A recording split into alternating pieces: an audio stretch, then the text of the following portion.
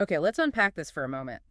Have you ever truly stopped to consider if building wealth is less about, sheer luck or raw talent, and maybe more, surprisingly, about an exact science? Hmm. Like not just some abstract philosophy to ponder, but almost a step-by-step instruction manual.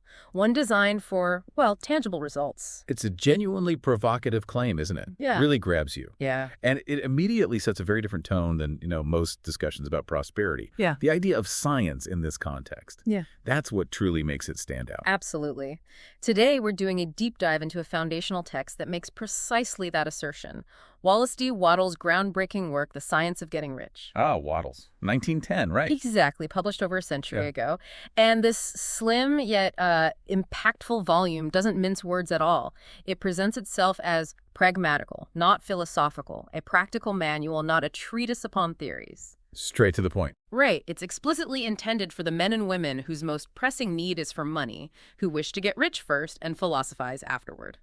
So this isn't really for the casually curious, it's for the individual seeking direct, actionable steps, for tangible financial results. And Wattles truly doesn't pull any punches with his promise, does he? Not at all. He states, with just remarkable confidence, every man or woman who does this will certainly get rich, for the science herein applied is an exact science, and failure is impossible. Wow. Failure is impossible. That's bold. It is.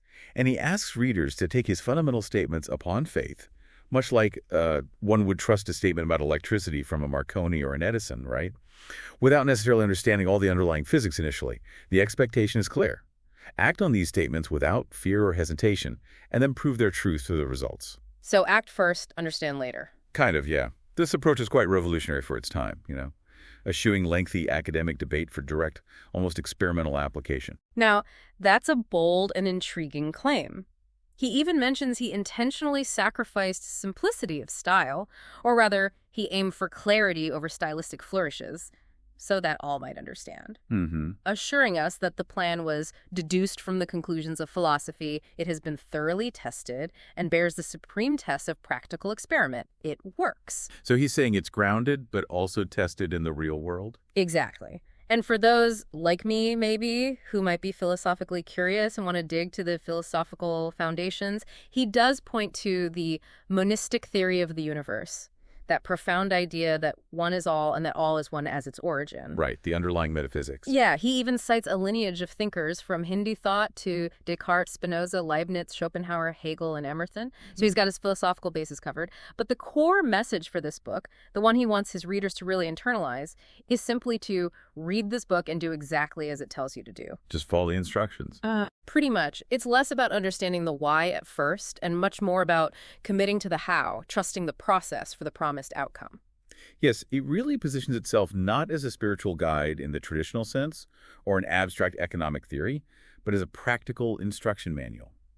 Its significance, I think, lies in its direct, no-nonsense approach to wealth acquisition, presented as a predictable, replicable process, almost like a scientific formula for prosperity. Okay, so our mission today is to thoroughly explore this manual, right? Chapter by chapter, maybe? Let's do it. Let's extract those nuggets of knowledge and see what surprising insights we can uncover, especially about why Wattles insists it's a science.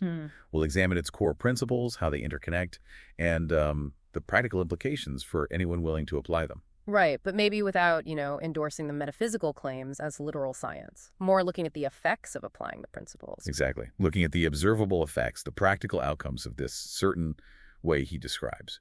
Okay, sounds good. So let's start at the very beginning with a chapter that really challenged my preconceived notions, and probably challenges many listeners' ideas about wealth, too. Wattles opens with, "The right to be rich." And his very first statement is a bit of a bombshell, isn't it? It really is. Whatever may be said in praise of poverty, the fact remains that it is not possible to live a really complete or successful life unless one is rich.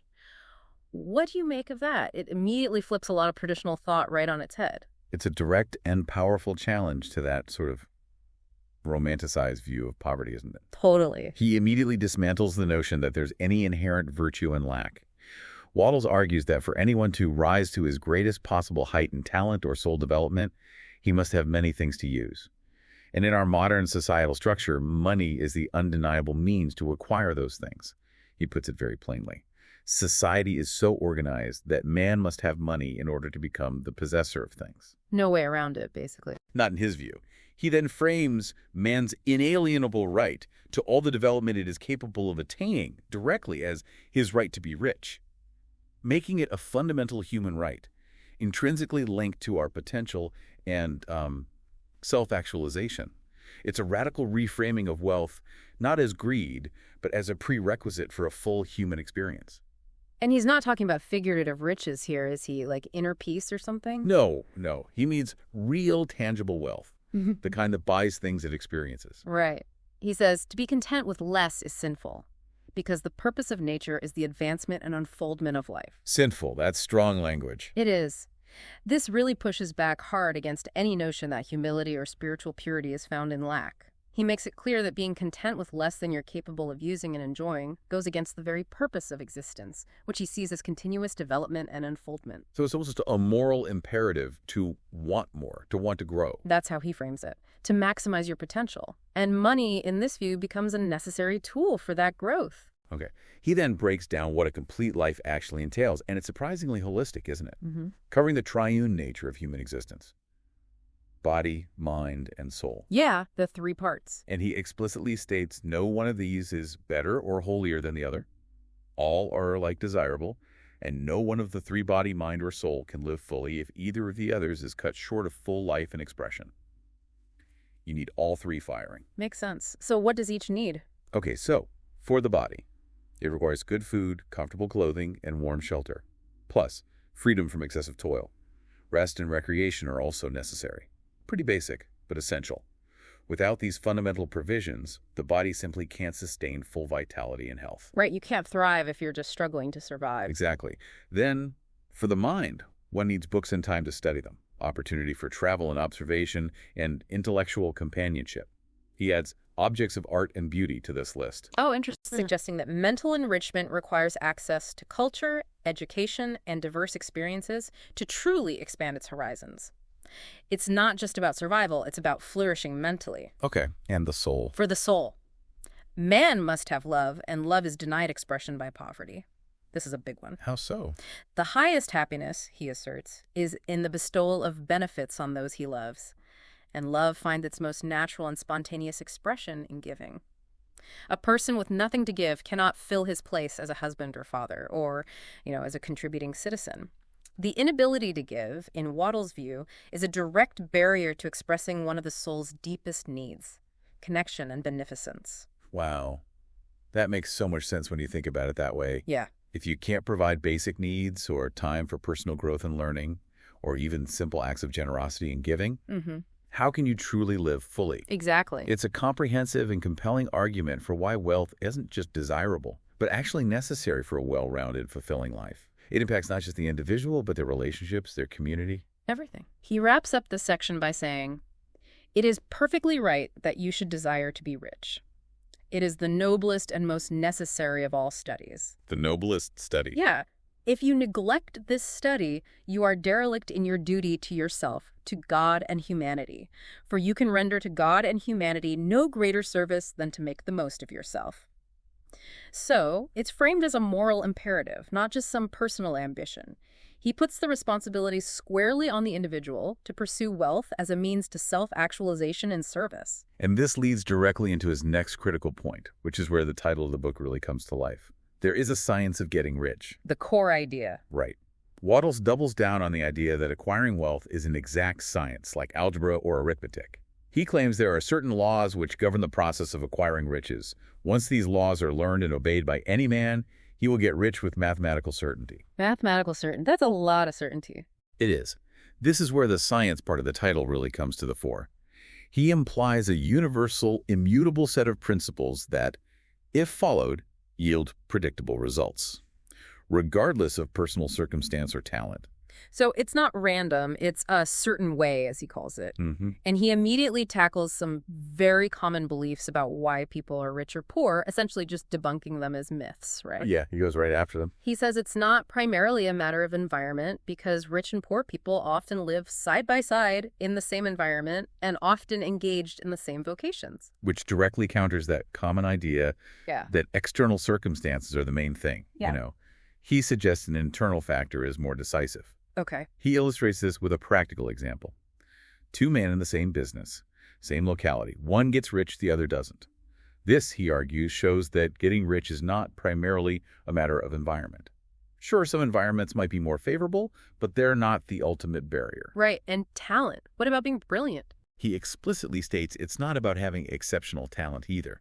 Many talented people remain poor, while others with very little talent get rich.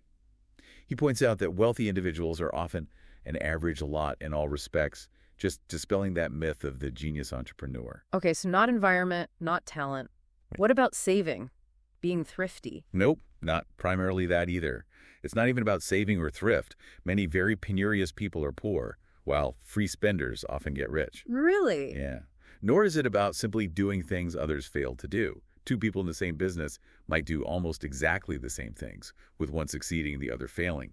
He just systematically dismantles the conventional wisdom of his time, and let's be honest, probably of ours too. So, if it's not environment, talent, or thrift, what is it? What's the secret sauce if Wattles is dismissing all these usual suspects? Wattles concludes it's the result of doing things in a certain way. That specific phrase is key, Certain way. and he emphasizes that this certain way isn't so difficult or exclusive that only a few can follow it. He claims that any man or woman who has sense enough to read and understand these words can certainly get rich. Anyone who can read the book, basically. Pretty much.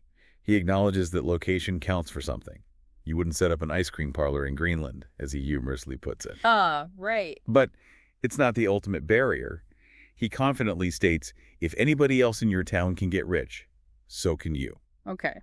This emphatically shifts the focus from external limitations to internal agency and the consistent application of these specific principles. And perhaps most surprisingly, he argues that no one is prevented from getting rich by lack of capital. It's a big one. Huge. In fact, he sees the getting of capital as a part of the process of getting rich itself, not something you need before you start. It comes as you do the thing. Yeah. He goes as far as to say you may be the poorest man on the continent and be deeply in debt. But if you begin to do things in this way, you must infallibly begin to get rich. That's a huge promise. It is, and a massive shift in perspective for anyone feeling trapped by their current financial situation. It fundamentally reframes lack of capital as a symptom, not a cause of poverty. It sounds almost like he's telling us to just start, and the means will, appear. It really shifts the paradigm, doesn't it? Suggesting the barrier isn't external, but internal. It's related to understanding and applying this certain way. Okay. Which leads us naturally to his next point about opportunity. This is another common point of contention people raise, right? We're discussing wealth and why they might feel stuck. It's the classic, all the good opportunities are gone argument. Yeah, the opportunity has been taken, or the rich have monopolized everything argument. Yeah. What's Wattles' take on the idea that others have monopolized the wealth or cornered the market, basically leaving nothing for new aspirants? He just dismisses it outright. Yeah. Calls it a misconception. He says no one is kept poor because opportunity's been taken away from him. While sure, certain fields might be dominated, he uses the example of the great railroad systems in his time, controlled by figures like J.J. Hill. Right, the big monopolies. Yeah, but he points to emerging industries even back then, like the electric railway business and the coming traffic and transportation through the air. Airplanes were just starting. Wow, so look for the new things. Exactly. He advises turning attention to these new fields instead of competing head-on with the established giants. His message is to look for the tide of opportunity and go with it, rather than trying to swim against it in established, competitive areas where monopolies might exist. He's really advocating for innovation and adaptation over direct confrontation. And what about, the average worker? He specifically addresses the working class or factory workers, right? He does. He asserts they aren't kept down or ground by the trusts. He attributes their situation, again, to them not doing things in a certain way. So it's back to the method. Always back to the method. He even suggests they could follow the example of workers in Belgium and other countries at the time to establish great department stores and cooperative industries, eventually taking peaceable possession of the industrial field. Wow, worker co-ops taking over. That's what he suggests is possible. This is a significant point, as it places the power of change directly in the hands of the individual and the collective, rather than waiting for external forces or policy changes. It is a fairly radical notion for his era, often characterized by labor movements seeking systemic reform. Yeah, definitely. So his core argument against monopoly and scarcity is rooted in that monistic theory you mentioned earlier. Exactly. That one is all and all is one. Because of that, he claims there's more than enough for all. How does he illustrate that? He gives this amazing image. He suggests that a palace as large as the Capitol at Washington might be built for every family on Earth from the building material in the United States alone, just to illustrate the sheer abundance of fundamental resources. That's a lot of palaces. It is. He declares the visible supply is practically inexhaustible, and the invisible supply really is inexhaustible. The invisible supply, what's that? That's the formless substance, the original stuff. This is a core philosophical underpinning to his science. The idea that fundamental abundance exists at a cosmic level, constantly flowing and ready to be molded. Okay, so unpack that monistic idea a bit more for us. Why is it so foundational? Right. So for the listener, this monistic idea is foundational because it suggests that everything we perceive, every person, every object, every thought, is fundamentally a part of a single, unified thinking substance. So no real separation. Exactly. There's no true separation. This oneness means that when you impress a thought, you're not just thinking at something external, you're directing a part of yourself, and that part is inherently connected to the whole, which makes your thought capable of influencing the whole. It's a very interconnected worldview where the outside is basically a reflection of the inside. Okay. Everything you see on Earth is made from one original substance out of which all things proceed. That's quite a cosmic claim. I mean, there's a limitless wellspring of all that exists, rather than some finite pool that needs to be divided up. Indeed. He emphasizes that there is no limit to the supply of formless stuff or original substance. It permeates and fills the entire universe. Wow. So no man is poor because nature is poor or because there's not enough to go around. Nature, he asserts, is alive with creative energy and is constantly producing more forms. And this formless stuff thinks. Yes, this formless stuff is intelligent. It is stuff which thinks. It is alive and is always impelled toward more life. This living presence ensures everything which can possibly minister to life is bountifully provided. The only reason individuals are poor, then, in his view, is that they do not follow the certain way of doing things which makes the individual man rich. Okay, so that sets the stage perfectly. If abundance is limitless and opportunity is always present, what is the certain way to tap into it? This is where the rubber meets the road, right? Wattles dives into this with the first principle, stating boldly, thought is the only power which can produce tangible riches from the formless substance. Boom. There it is. Yeah. This stuff from which all things are made is a substance which thinks, and a thought of form in this substance produces the form. This is where the metaphysical and the practical really merge, giving our thoughts a much more fundamental, almost architectural role. This is the absolute core of his science, isn't it? And it's where he departs most significantly from conventional wisdom. The original substance, this thinking stuff, moves according to its thoughts. And every form and process you see in nature is the visible expression of a thought in original substance. Like a tree is a thought. Kind of.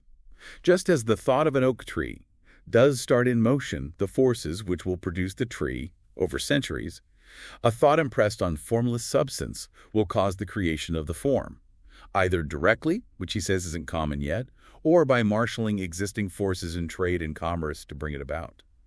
No thought of form can be impressed upon original substance without causing the creation of the form, he states definitively. So this isn't just positive thinking in a vague, feel-good sense. No, much more fundamental. He's proposing an almost architectural role for thought, that our focused mental images are literal blueprints, and the universe, this formless substance, is the responsive builder. So we live in a thought world, which is part of a thought universe, but humans have historically, just worked with their hands? Yeah, confined his efforts wholly to the work of his hands, just reshaping existing forms. Wattles proposes something radically different, impressing his thoughts upon formless substance. It's the leap from merely rearranging what exists to actually participating in creation. It's like we're meant to be co-creators with this universal intelligence. Exactly. And this leads to his three fundamental propositions, which he repeats for emphasis throughout the book. He urges absolute acceptance because they are the bedrock of his entire system. Okay, what are they? 1. There is one original formless stuff or substance from which all things are made. This stuff is thinking stuff, meaning the very fabric of reality is conscious and intelligent. Got it. 2. 2. A thought, in this substance, produces the thing that is imaged by the thought. So our thoughts have causal power within this thinking substance. Okay, and 3? 3. Man can form things in his thought, and by impressing his thought upon formless substance, can cause the thing he thinks about to be created. This is the explicit link to our ability to manifest. He calls these the core truths that underpin the entire science, and he insists they must be accepted as unshakable facts for the process to work. He says he can prove these statements both by logic and by experiment. But the ultimate proof, he asserts, is that every man who does what it tells him to do gets rich. The results are the proof. Right. And since men get rich by doing things in a certain way, they must first become able to think in a certain way. This means to think what you want to think is to think truth regardless of appearances. Regardless of appearance. Yeah, that's a radical commitment to a particular mental state, isn't it? Almost an active rejection of your current reality if it doesn't align with your desired future. This is truly where the mental discipline comes in, and Wattles fully acknowledges its difficulty. He says it's laborious and requires the expenditure of more power than any other work man is called upon to perform. More power than physical labor. Apparently so. Why? Because our minds naturally reflect appearances. If you look at the appearance of disease, he argues, it will produce that form in your mind and ultimately in your body. Unless you hold the thought of the truth, which is that there is no disease, it is only an appearance, and the reality is health. The same applies powerfully to poverty. To look upon the appearances of poverty will produce corresponding forms in your own mind. Unless you hold to the truth that there is no poverty, there is only abundance. It's about active mental counter-conditioning. Hard work. So thinking health when surrounded by the appearances of disease, or thinking riches when in the midst of appearances of poverty requires power, but he who acquires this power becomes a master. A mastermind. Yeah, he can conquer fate. He can have what he wants. This power comes from grasping the basic fact of the one thinking substance and knowing that your thoughts impressed upon it will become visible things. It's about mental fortitude in the face of what your senses and circumstances are telling you. A fundamental internal shift first. And Wattles insists you must lay aside all other concepts of the universe than this monistic one and dwell upon this until it is fixed in your mind and has become your habitual thought. Dwell on it constantly. Constantly. He even cautions against listening to arguments, going to churches or lectures, or reading anything that teaches a contrary concept of things. Really? Shut everything else out. Seems like it. He says, do not ask why these things are true, nor speculate as to how they can be true. Simply take them on trust. The science of getting rich begins with the absolute acceptance of this faith. That's a stark instruction for intellectual discipline, to prevent doubt from corrupting the creative process. Yeah, it's a warning against any thought form that contradicts the foundational premise. He emphasizes that consistency of belief is paramount. Okay, this level of conviction sounds almost like a spiritual creed, not just a business manual. But what about the idea that wanting to be rich is, well, greedy? Isn't there a spiritual component to self-sacrifice or humility that might conflict with this? This is a common hang-up for many people considering pursuing wealth. Wattles tackles this directly and powerfully in his chapter, Increasing Life. He explicitly states, you must get rid of the last vestige of the old idea that there is a deity whose will it is that you should be poor, or whose purposes may be served by keeping you in poverty. Get rid of that idea completely. Completely. He asserts that the intelligent substance is a consciously living substance and has the inherent desire of every living intelligence for increase of life. It is forever becoming more. This fundamentally shifts the idea of divine will from one of scarcity or enforced humility to one of boundless inherent increase and unfolding. In this view, poverty actually goes against the very nature of the universe. So the desire for riches isn't a flaw, but simply our capacity for larger life-seeking fulfillment. Exactly. And Wattles goes so far as to say it is the desire of God that you should get rich. Wow. God wants you to be rich. That's his argument. He says God can express himself better through you if you have plenty of things to use in giving him expression. He can live more richly in you if you have unlimited command of the means of life. The universe itself, he claims, desires you to have everything you want to have. Nature is friendly to your plans. This is a powerful reinterpretation of spirituality, isn't it? Aligning personal ambition for wealth directly with a divine purpose, making it a form of service. He does clarify the purpose of this wealth, though, right? Emphasizing it's not to live swinishly for the gratification of animal desires. Right, not just hedonism. No. Instead, it's for the balanced fulfillment of body, mind, and soul, to eat, drink, and be merry when it is time to do these things, in order that you may surround yourself with beautiful things, see distant lands, feed your mind, and develop your intellect, in order that you may love men and do kind things. A full, rounded life. Exactly. He states that extreme altruism is no better and no nobler than extreme selfishness. Both are mistakes. The point is that you should make the most of yourself for yourself and for others, and you can help others more by making the most of yourself than in any other way. Okay, that makes sense. It emphasizes a healthy, balanced pursuit of self-realization that naturally, almost inevitably, benefits others through your expanded capacity to contribute and give, which leads to another critical, perhaps controversial point for him, the rejection of competition. This goes against almost every conventional economic and business thought, which often valorizes ruthless competition. Absolutely. Wattles makes a stark and revolutionary statement. You must get rid of the thought of competition. You are to create, not to compete for what is already created. Create, don't compete. That's the mantra. He means you don't have to take anything away from anyone, drive sharp bargains, cheat, or even let any man work for you for less than he earns. You are to become a creator in such a way that when you get it, every other man will have more than he has now. This is a fundamental ethical and practical shift. Your success in his science must not come at another's expense. Okay, can you explain the difference between the competitive mind and the creative mind as he sees it? Sure. For him, a competitive mind operates from a place of scarcity, believing resources are limited, and therefore for one person to gain, another must lose. The zero-sum game? Exactly. This often leads to sharp practices, negotiation as a battle, seeing others as rivals. The creative mind, conversely, understands the principle of limitless abundance from that formless stuff. It focuses on generating value, creating new solutions, expanding the pie so that everyone can have more.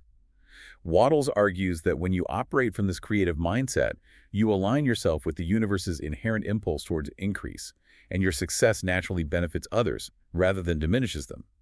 It's a profound shift in one's entire approach to value exchange. He even addresses the multimillionaires of his time, like Rockefeller and Carnegie, right?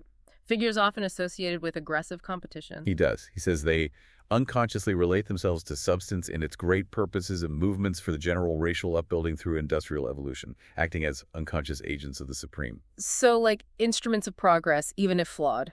Kind of. But he calls them monster reptiles of the prehistoric eras, suggesting their day is nearly over and their kind of wealth is never satisfactory and permanent. Ouch. Monster reptiles. Yeah.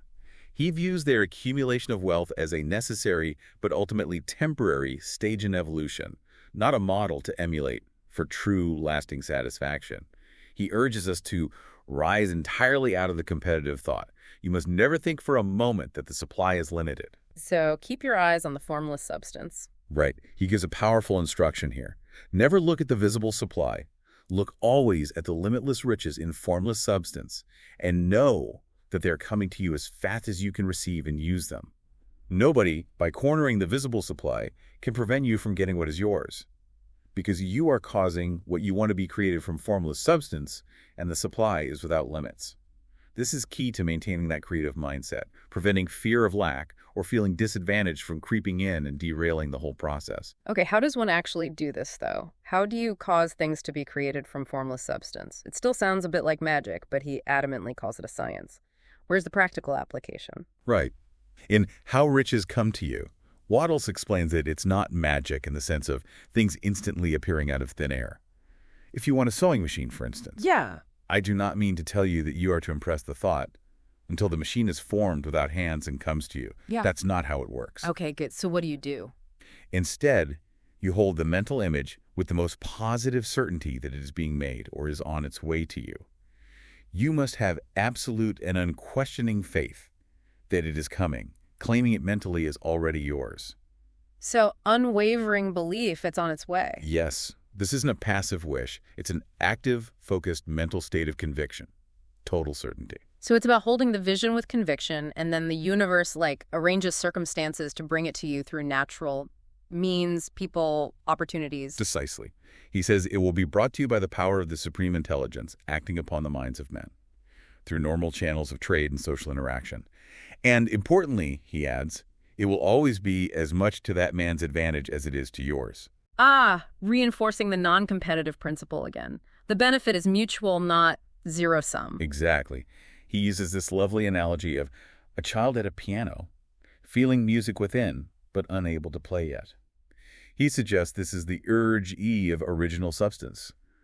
All that there is of music was seeking expression through the child. Okay. Similarly, God, or the substance, wants those who can play music to have pianos. He wants those who can appreciate beauty to be able to surround themselves with beautiful things. Our desires for riches, he concludes, are the infinite, seeking to express himself in you. So our desires are actually divine prompts. That's his perspective. It's a divine imperative that our desires be fulfilled for fuller expression of life. So we shouldn't hesitate to ask largely, because those desires are part of a universal impulse towards more life and expression. Right. He tells that memorable story of the very poor student, doesn't he? Oh, yeah, the student who started small. Right. Upon learning these principles, he started by asking for just a rug and a coal stove. Simple things. And he got them, and then realized he had not asked enough, as Wattles puts it. Underestimated the power. Yeah. So he then planned all the improvements he would like to make in his rented house, making it his ideal home mentally, visualizing every detail. And Wattles reports he owns the house now and is rebuilding it after the form of his mental image. Amazing. Wattles concludes, it has been unto him according to his faith, and it is so with you and with all of us. This is a classic example of starting small, proving the principle to yourself, and then expanding one's vision and faith incrementally. Build that belief muscle. And this powerful story directly connects to the role of gratitude, which Wattles sees as utterly vital, absolutely crucial. Okay, gratitude. How does that fit in? He states that the first step is conveying your wants to the formless substance, right? And to do this effectively, you must relate yourself to the formless intelligence in a harmonious way. Get on the same wavelength. Exactly. And that harmonious relation can be summed up in one word: gratitude. It's not just a feeling. It's a profound mental adjustment and atonement that aligns you with the source of abundance. Without it, you're fundamentally out of harmony with the creative force. So believe in the intelligent substance, believe it gives you what you desire, and then relate to it with deep and profound gratitude. What happens if you don't? What's the consequence of a lack of gratitude? Is it just less effective? He puts it much stronger than that. Many people, he warns, who order their lives aright in all other ways are kept in poverty by their lack of gratitude. Kept in poverty just by not being grateful enough. That's what he claims. He explains that the mental attitude of gratitude draws the mind into closer touch with the source from which the blessings come. It keeps your mind in close harmony with creative thought and prevents you from falling into competitive thought. It keeps you on the creative plane. Right. Without it, you can't long keep from dissatisfied thought, focusing on lack, problems, complaints. And your mind takes the form of these things, attracting the common, the poor, the squalid. He issues stark warning. The creative power within us makes us into the image of that to which we give our attention. To permit your mind to dwell upon the inferior is to become inferior, and to surround yourself with inferior things. Wow, so gratitude is like a protective mental filter, ensuring you stay focused on abundance and literally attract more of it. It's like a mental magnet for good, constantly pulling you towards your desired reality. Precisely. And he says, faith is born of gratitude. The grateful mind continually expects good things, and expectation becomes faith. It builds on itself. Exactly. He says it's necessary to cultivate the habit of being grateful for every good thing that comes to you and to give thanks continuously, even the small stuff. Okay, and this includes even those who seem to be obstacles, right? Like the plutocrats or trust magnates or corrupt politicians. You have to be grateful for them too. Bizarrely, yes.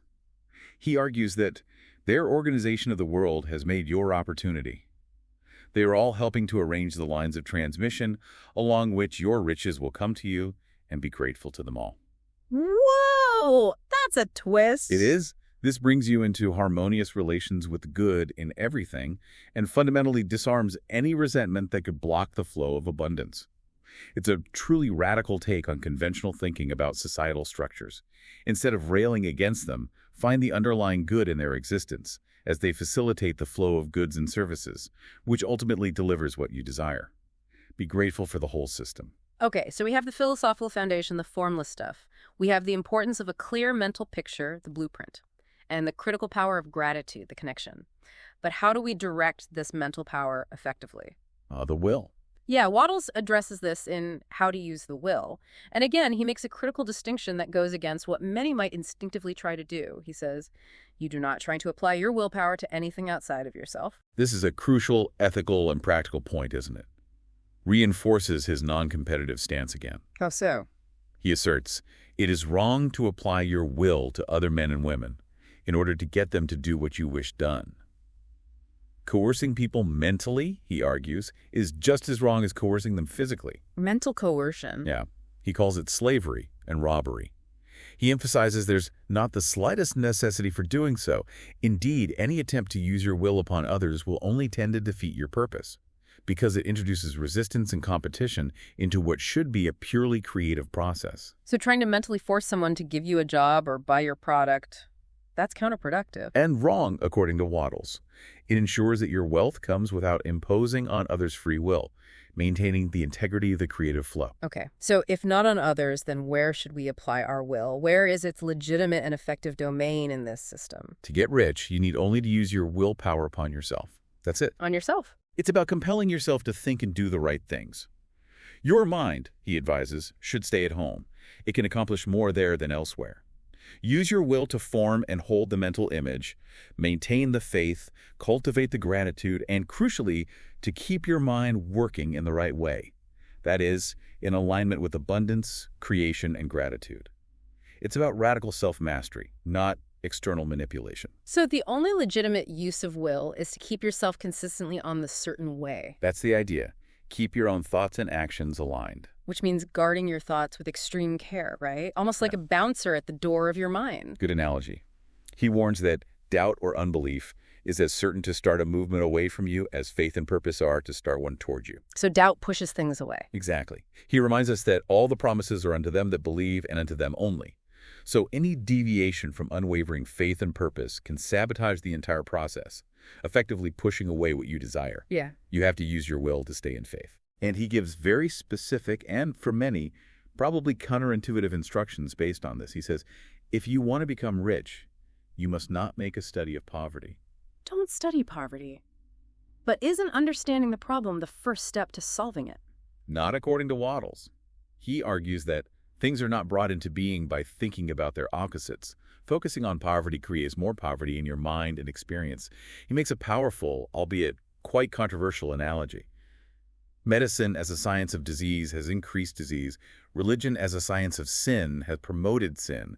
And economics as a study of poverty will fill the world with wretchedness and want. Whoa, that's a bold claim, suggesting that focusing on the problem itself rather than the solution or the desired outcome actually perpetuates it. That's his assertion. It challenges deeply ingrained notions of how we approach social problems. So in Wattles' view, don't talk about poverty, don't investigate it, don't concern yourself with its causes. Focus exclusively on the cure, which is wealth creation. Get your own mind right first. Exactly. And this controversial stance extends even to philanthropy. He says, do not spend your time in charitable work or charity movements. All charity only tends to perpetuate the wretchedness it aims to eradicate. Wow, don't do charity work. That's hard to hear for many people. It is. He isn't saying to be unkind or hard-hearted, but to put poverty behind you. Get rich. That is the best way you can help the poor. Get rich to help the poor. How does that work? He believes that what tends to do away with poverty is not the getting of pictures of poverty into your mind, but getting pictures of wealth into the minds of the poor. Inspiration over handouts. Okay, so the poor do not need charity, they need inspiration. This means showing them by example, almost radiating your success so they can see what's possible. Prove it by getting rich yourself. It's a very active, demonstrative form of service. It's a strong, almost radical stance on philanthropy, suggesting that indirect inspiration through one's own success is ultimately more effective than direct aid, which he believes, without the right mindset shift in the recipient, can sometimes enable continued lack. It's definitely a point that sparks debate. For sure. So, building on this, his chapter Further Use of the Will emphasizes maintaining this unwavering focus, right? Keeping out the negativity. Yes, absolutely. He cautions against dwelling on past troubles of a financial nature or the poverty of your parents. Don't look back at lack. Let the dead bury their dead, he quotes Jesus, meaning completely put past limitations and setbacks behind you. Right. He also advises against reading religious books, predicting the end of the world, or muckrakers and pessimistic philosophers who say the world is going to the devil. Why? because it shakes your faith in abundance. Exactly. He insists the world is not going to the devil, it is going to God. It is wonderful becoming. This is a call to align with the progressive, expansive nature of the universe, not with fear and decline. So don't waste time or mental energy on negativity or anything that will shake your faith. Instead, interest yourself in the world's becoming rich. And the only way you can assist in that, he argues, is by growing rich yourself through the creative method, not the competitive one. This powerfully reinforces the interconnectedness of individual success and collective advancement through creative means, rejecting that zero-sum game mentality again. Yeah. Your getting rich helps the world get rich. Okay. He stresses, give your attention wholly to riches. Ignore poverty. He then brings it back to the overarching purpose. To become really rich is the noblest aim you can have in life, for it includes everything else. Everything. Physical health, moral and spiritual greatness, domestic happiness, all are, in his view, conditional on your getting rich and being emancipated from financial worry, achieved by the exercise of creative thought without strife or rivalry. He's redefining nobility not as self-sacrifice and poverty, but as self-fulfillment and mastery that benefits all, achieved through an ethical, creative process. So the goal is to fix attention on your mental picture of riches, to the exclusion of all that may tend to dim or obscure the vision. This is where the intersection of thought and action becomes vital. It's not just about thinking, it's about doing and doing effectively. Yes, absolutely critical. In acting in the certain way, Wattles highlights the rock upon which many otherwise scientific metaphysical thinkers meet shipwreck, the failure to connect thought with personal action. Ah, so people get the thinking part but miss the doing part. Exactly. Thought is the impelling force, but man must not only think, but his personal action must supplement his thought. He clearly states that we haven't reached a stage, evolutionarily speaking, where we can create directly from formless substance without any physical effort. The physical world still requires physical engagement. Okay. He gives that vivid example, right? Your thought can cause gold to be impelled toward you, but But it will not mine itself and come rolling along the road seeking its way into your pocket. Love that image. yeah. You must so arrange your own business affairs that you may be able to receive it when it comes to you. You have to prepare to receive. And crucially, he reiterates that in all your dealings, you must give every man more in use value than he gives you in cash value. There it is again. The value proposition. This is the practical manifestation of the non-competitive principle. The universe delivers, but you must be prepared to receive it through ethical, value-adding actions that leave others better off. You provide overwhelming value. So the process, then, is clear. By thought, the thing you want is brought to you. By action, you receive it. Simple, but profound. And this action must be now? Yes. There is never any time but now, and there never will be any time but now. You can't act in the past or future. So, your action must most likely be in your present business or employment, and must be upon the persons and things in your present environment. No waiting for the perfect conditions. Nope. This is deeply pragmatic, urging immediate application, rather than waiting for ideal circumstances or some future opportunity. The power is always in the present moment. Act where you are. So don't wait for a new job or a different environment to start acting in this certain way. Get a change of environment by action, he advises. How does that work? You hold the vision of your better desired environment, but you act upon your present environment with all your heart and with all your strength and with all your mind. Don't spend time daydreaming or castle building. Act now W in your current reality and make it productive. So be fully present and effective in your current situation as the pathway to your desired future. Exactly. Wattles acknowledges that your immediate actions might be the same ones you've been performing for years, maybe. But you are to begin now to perform these actions in a certain way, which will surely make you rich. So same actions, different mindset, different way. Right. Even if you feel you're in the wrong business, don't wait to change. ACT in your present business. Use it as the means of getting a better one. Your vision and faith will set the creative force in motion to bring it toward you, and your action will cause the forces in your own environment to move you toward the place you want. It's a continuous, dynamic interaction between internal vision, unwavering faith, and effective external application. Okay. Building on that idea of acting in the certain way, Wattles expands on what efficient action means.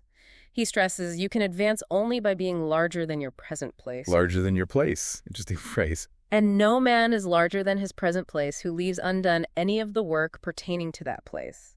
So it's about doing all that you can do where you are, being so completely effective in your current role that you naturally grow beyond it. You create a vacuum that demands higher responsibilities or a new You'd opportunity. master your current domain first. Yes.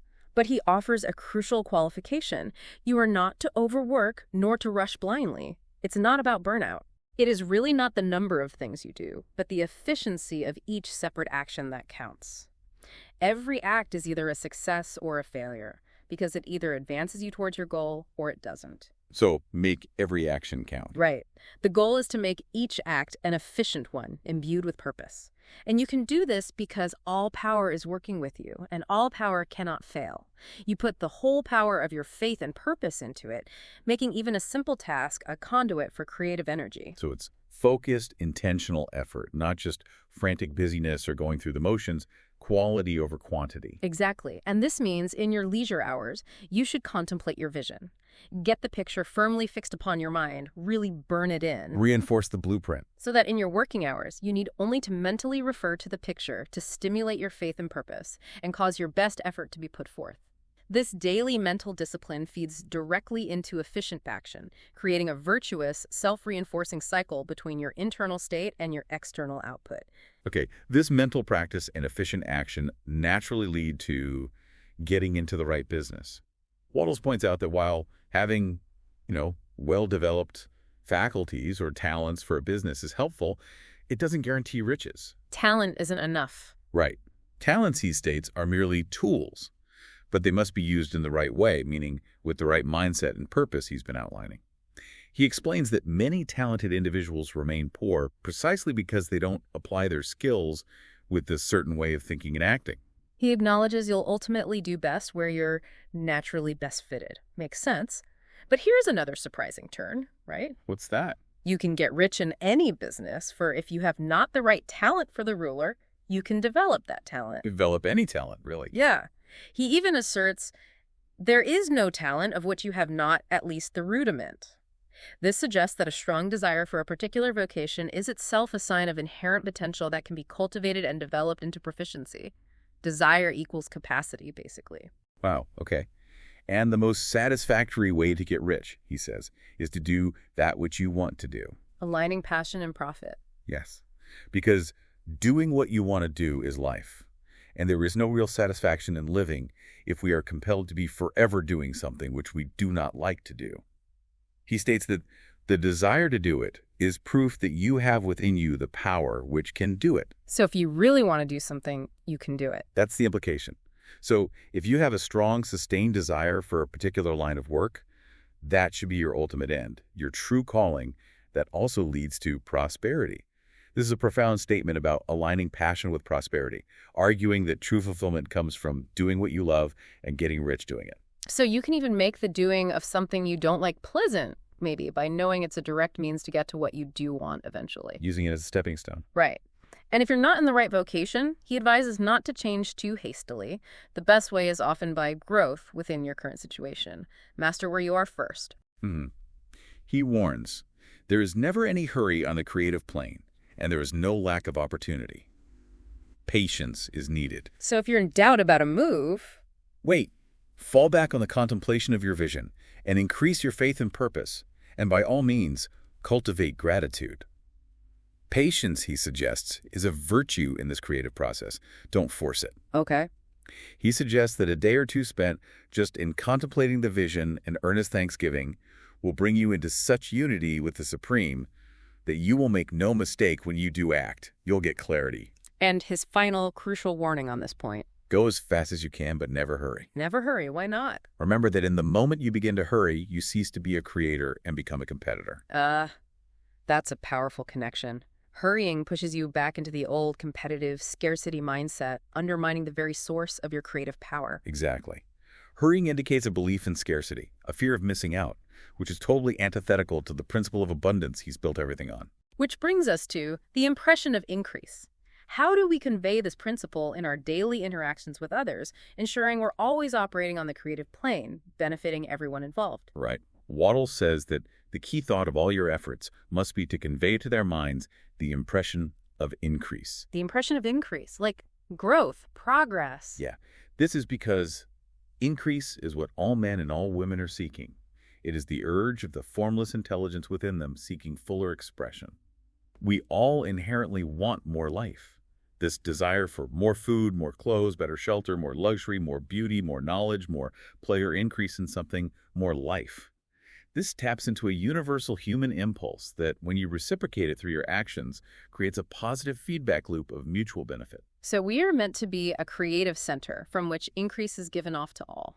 It's not just about receiving for ourselves, but also radiating prosperity and benefit to everyone we interact with. Yes, you convey this impression by holding unshakable faith that you yourself are in the way of increase, and by letting this faith inspire, fill, and permeate every action. Feel it yourself first. You have to embody it.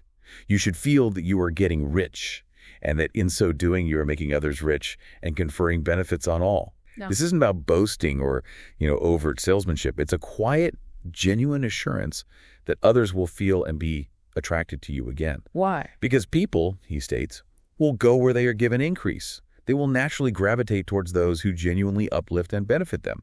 This is the practical application of the non-competitive principle. Yeah. Your gain contributes to others' gain, creating a virtuous cycle of prosperity. But here's another caution, and it seems like a big one, directly related to that power. Beware of the insidious temptation to seek for power over other men. Ah, the dark side. Yeah. Wattles calls the desire to rule for selfish gratification the curse of the world, comparing modern commercial kings to ancient rulers who drenched the earth with blood in their pursuit of dominion. He contrasts this sharply with the brotherly seeking for the common good. This is a strong moral stance against the misuse of wealth or influence, rooting his science firmly in ethical principles. He states unequivocally, the mind that seeks for mastery over others is the competitive mind, and the competitive mind is not the creative one. They are mutually exclusive in his system. So if you want power over people, you're back in competition land. Exactly. For him, a truly successful person operating on the creative plane embodies the principle, what I want for myself, I want for everybody. A principle he attributes to Golden Rule Jones of Toledo, a progressive politician of his era. This firmly grounds the pursuit of wealth in a universal benefit, not a personal empire built on the subjugation or exploitation of others.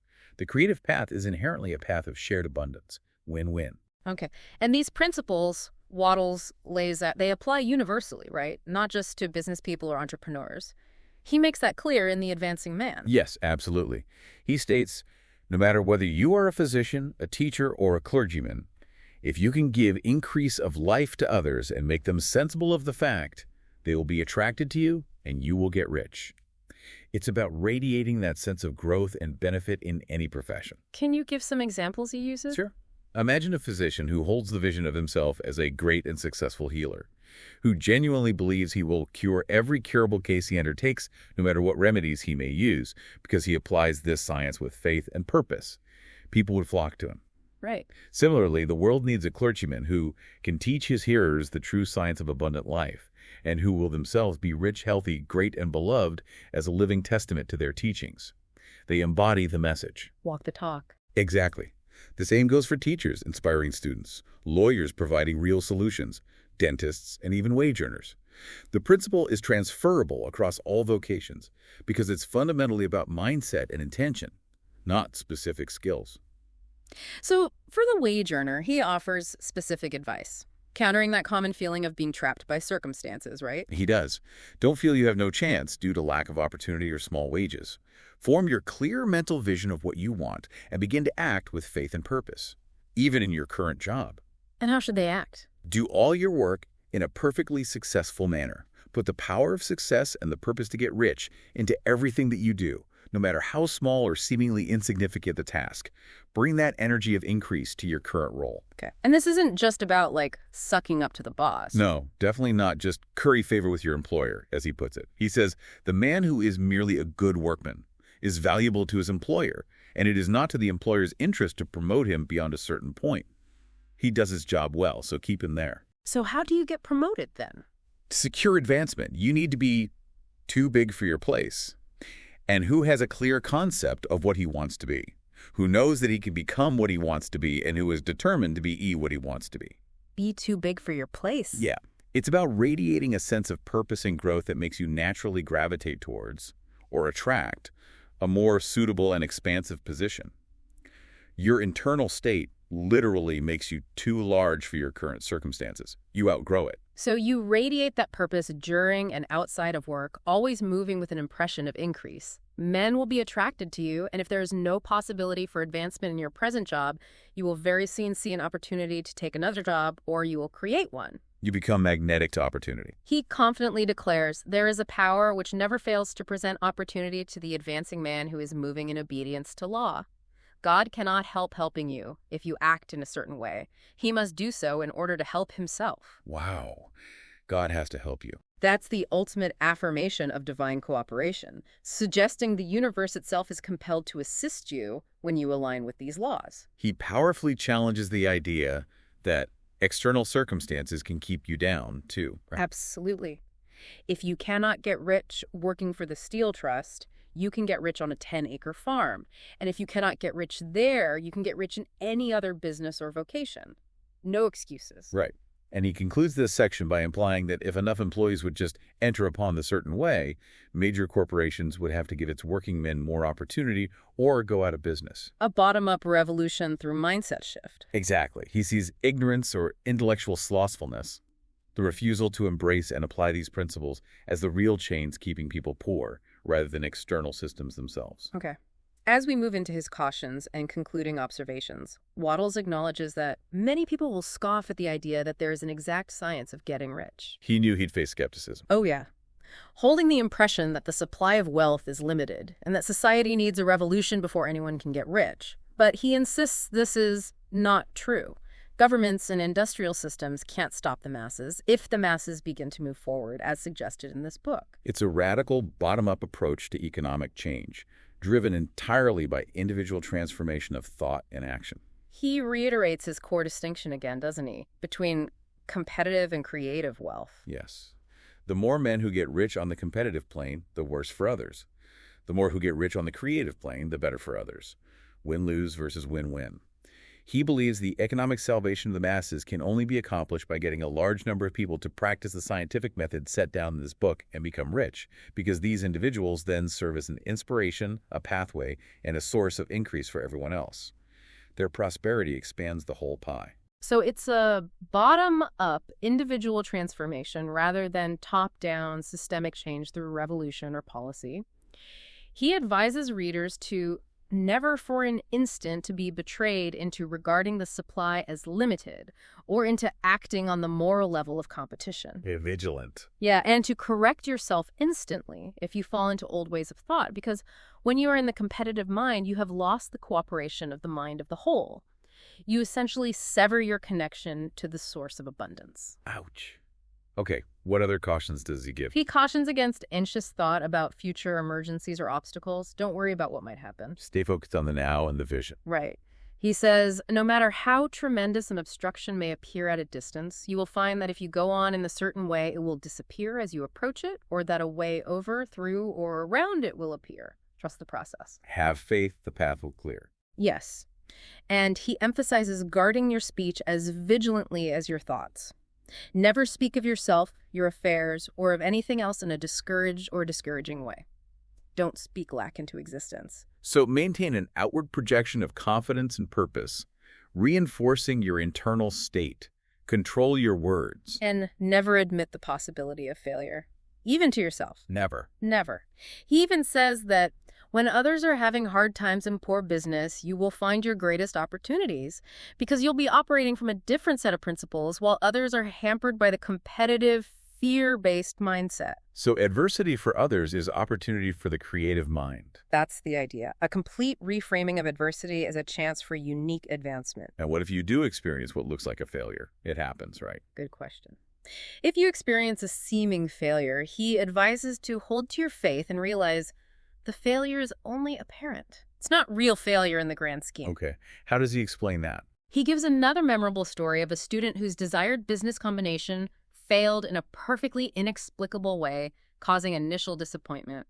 But the student remained grateful, sticking to the principles. In a few weeks, an opportunity so much better came his way that he would not have made the first deal on any account. Wow. So the failure was actually a blessing in disguise. Exactly. Wattles explains, a mind which knew more than he knew had prevented him from losing the greater good by entangling himself with the lesser, he concludes. When you make a failure, it is because you have not asked for enough. Keep on, and a larger thing than you were seeking will certainly come to you.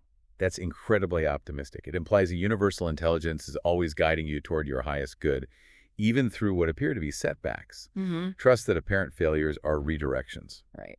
And finally, he assures the reader that they will develop all the talent that is necessary to the doing of your work.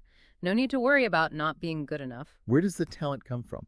He emphasizes that the source of ability which enabled the untaught Lincoln to do the greatest work in government and which has made the Edison a master of electricity is open to you. It's available to everyone. So it removes any excuse of lacking innate talent or specific skills, suggesting that the very desire for a goal activates the necessary abilities within you from this universal source. Pretty much. The desire is the capacity beginning to emerge. And he encourages the reader to really immerse themselves in the book. Oh, yeah. Study this book.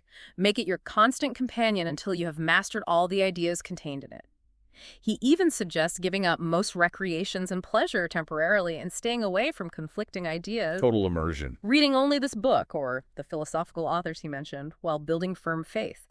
This highlights the intense focus and dedication required to truly embody the certain way. It implies it's not a casual pursuit, but a profound, life-altering commitment. It really is a comprehensive, almost prescriptive guide, isn't it? Demanding complete focus and unwavering commitment. So Wallace D. Wattles' The Science of Getting Rich, it ultimately boils down to 4 core tenets, which he reiterates in his summary. Can we recap those? Yes, let's nail those down. 1. 1. There is a thinking, formless substance from which all things are made. This is the source of all supply. Okay. 2. 2. A thought in this substance creates the thing imaged by the thought. Your focused mental image is the blueprint for creation. 3. 3. You can impress your thoughts on this substance to cause creation. You are a co-creator, not merely a passive consumer or a victim of circumstance. And the big one? 4. 4. To do this, you must shift from a competitive to a creative mind. Form a clear mental picture. Hold it with fixed purpose and unwavering faith. Cultivate deep gratitude and, crucially, act efficiently in your present environment, always giving more in use value than you receive in cash value to receive what is coming to you. That's the whole package. It's a journey not just of accumulating wealth, but really of transforming your entire mindset and approach to life, isn't it? Emphasizing generosity, contribution, and an abundance mentality over scarcity and competition. Definitely. And Wattles consistently argues that this creative energy works through the established channels of natural growth and of the industrial and social order. It's not about circumventing the world, but working through it in a new way. Your desired wealth, he asserts, will come through the ways of established trade and commerce or through new channels which will be open to you. The lasting value of this book isn't just a promise of riches, but a framework for viewing the world as abundant and maybe profoundly responsive to directed thought and ethical action. It's a framework that definitely challenges conventional economic thought, offering a path to prosperity that is inherently beneficial for all if you follow his logic. It encourages radical self-responsibility and agency in a way that, if widely adopted, could potentially transform economic systems from the ground up by fostering a culture of mutual increase. It's a profound call to align individual ambition with what he sees as universal law, not just for personal gain, but for the advancement of life itself. So here's where it gets really interesting. If, as Wattles suggests, our desires for riches are actually the infinite seeking to express himself in you, and the universe is truly a living presence, always moving inherently toward more life and fuller functioning, then what one single desire, if fully embraced and acted upon in this certain way, could unlock the most profound personal and collective advancement for you, the listener. Right, not just money, but something that encompasses all aspects of your life, body, mind, and soul. What is your big desire that wants expression? And why might choosing that desire and adhering to this certain way of creative thought, unwavering faith, deep gratitude, and efficient value-adding action be the single greatest service you could render? Not only to yourself, but maybe to the advancement of life itself and everyone around you. What is that unique purpose seeking to express itself through you, using these principles as the method? Something powerful to mull over. We hope this deep dive into the science of getting rich has given you plenty to think about and perhaps even sparked some aha moments of your own.